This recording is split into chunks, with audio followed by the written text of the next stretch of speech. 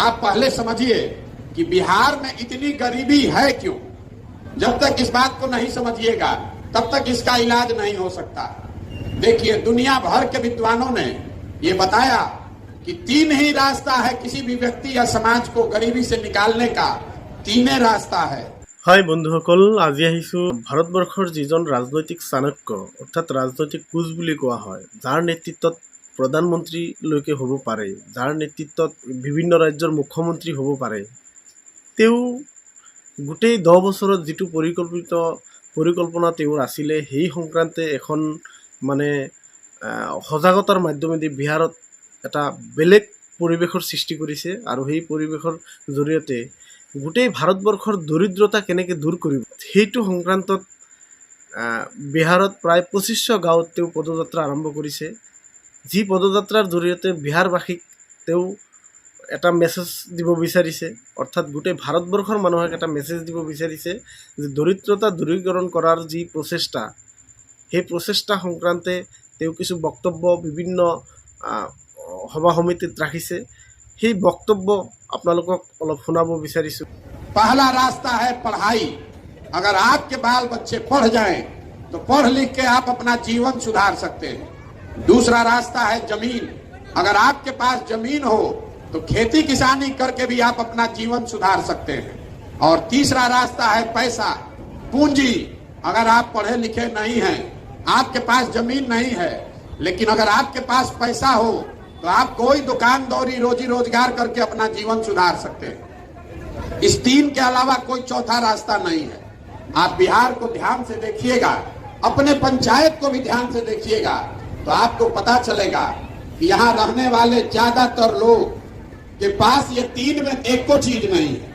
आपके बच्चे जो यहाँ गरीब के बच्चे हैं जो पढ़ने जा रहे हैं, स्कूल में पढ़ाई हो ये नहीं रहा, स्कूल में पढ़ाई नहीं हो रहा है, वहाँ खिचड़ी बट रहा। आप में से कुछ लोग हैं जो अपने बच्चों को प्राइवेट स्कूल में पढ़ा रहे हैं। तो मेरे भाई, प्राइवेट स्कूल में पढ़ाने से भी आपका भला नहीं होने वाला है, क्योंकि स्कूल भले आप प्राइवेट में पढ़ा दीजिए, कॉलेज तो सरकारी ही जाना पड़ेगा। तो यहाँ स्कूल में खिचड़ी बट रहा है, कॉलेज से डिग्री बट रहा है, पढ़ाई दोनों में कहीं नहीं हो रहा है। जब आपके बच्चे पढ़ेंगे ही नहीं तो मजदूर नहीं बनेंगे तो कलेक्टर बनेंगे। और ऐसा नहीं है कि बिहार में शिक्षा पर खर्च नहीं हो रहा है। इस गरीब बिहार में, इस आंकड़ा को याद रखिएगा, इस गरीब बिहार में हर साल आपका हमारा सरकार 40,000 करोड़ रुपया 40,000 करोड़ रुपया बच्चों के पढ़ाई पर खर्च किया जा रहा है। और ऐसा दुर्दशा है कि 40,000 करोड़ रुपया खर्चा होने के बाद 40 को बच्चा भी पढ़ के नहीं निकल रहा। तो पढ़ने की सुविधा यहाँ लोगों की नहीं है। तो आपको दूसरा रास्ता मैंने बताया, खेती करके आप अपना जीवन क्यों नहीं सुधार पा रहे हैं? वो इसलिए कि बिहार में रहने वाले 100 में 60 आदमी के पास एक धूर जमीनें नहीं है। यहाँ 75 साल में भूमि सुधार को लेकर कोई काम नहीं किया गया। नतीजा ये हुआ कि 100 में 60 आदमी के पास जमीन है ही नहीं।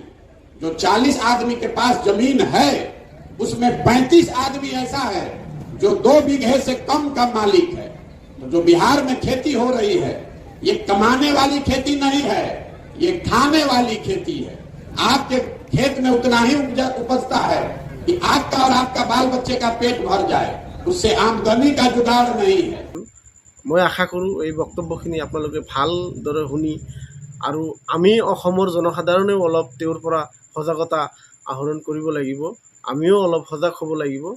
আৰু ইয়াত তেওঁৰ বক্তব্যৰ জৰিয়তে গোটেই শিক্ষা ব্যৱস্থাৰ ওপৰত কিছু কথা তেওঁ মানে বহলাই কৈছে। সেই কথাখিনিও অলপ আমি অসমৰ ছাত্ৰ ছাত্ৰীৰ হকে নজৰ দিব লাগিব।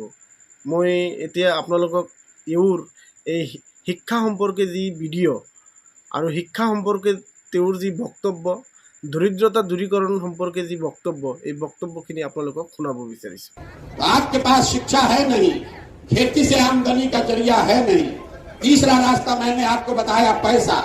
अगर पैसा होता तो कुछ नहीं करते, 5 को गाय भैंस रख लेते, अपने गांव में आप किराना का, परचून का, खाद का दुकान खोल लेते, कुछ ना कुछ आप काम कर सकते थे।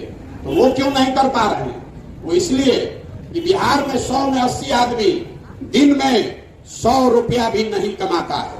यहाँ इतनी गरीबी है कि आप दिन में 100 रुपया भी नहीं कमा रहे हैं। तो 100 रुपया नहीं कमाने वाले लोग कहां से बेचारे खाएंगे, बच्चों को खिलाएंगे और पूंजी कहां से लाएंगे?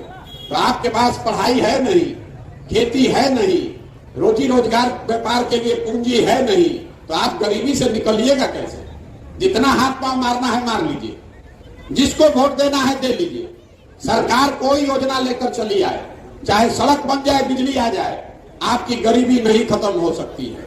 बिहार में तब तक गरीबी नहीं खत्म होगा जब तक यहाँ के बच्चों के पढ़ने की व्यवस्था नहीं हो, जब तक यहाँ लोगों को जमीन नहीं दिया जाए और घर घर महिलाओं को, युवाओं को सरकार पैसा देकर पूंजी उपलब्ध न कराए। तब आप कहिएगा कि भैया ये तीनों को रास्ता है, तो सरकार ये काम क्यों नहीं कर रही है? आपको वो अभी 2 मिनट में बताएंगे तो आपको समझ में आएगा कि आपकी दुर्दशा क्यों है। अभी आप जितने लोग यहाँ जुटे हैं, आपसे मैं एक सवाल करूंगा, आपको उसका जवाब देना है। जिसको भी जवाब देना है सब हाथ उठाकर हाँ बोलेगा या ना बोलेगा। बोलना सबको है। बिहार में और कुछ हो चाहे नहीं, इतना तो आप मानिएगा कि सबके बच्चों के पढ़ने की व्यवस्था होनी चाहिए। होनी चाहिए कि नहीं होनी चाहिए? सबको बताना है। आप कथा सुनने नहीं आए हैं, सबको बताना है हाथ उठाकर, मुंह से जोर से हाँ चाहे ना। फिर से पूछ रहे हैं, आपकी समझ से बिहार में और कुछ हो चाहे नहीं, सबके बच्चों के पढ़ने की व्यवस्था होनी चाहिए कि नहीं होनी चाहिए? आपने अभी कहा होनी चाहिए। आप में से सारे लोग हमसे ज्यादा अनुभवी और विद्वान हैं। अब आप लोग अपने अपने बच्चों का चेहरा याद कर लीजिए और अपने सीने पर हाथ रख के ईमानदारी से बताइए, आपने कभी जीवन में अपने बच्चों के पढ़ाई के लिए वोट किया है? किसी ने किया है तो हाथ उठाइए। किसी ने नहीं किया है।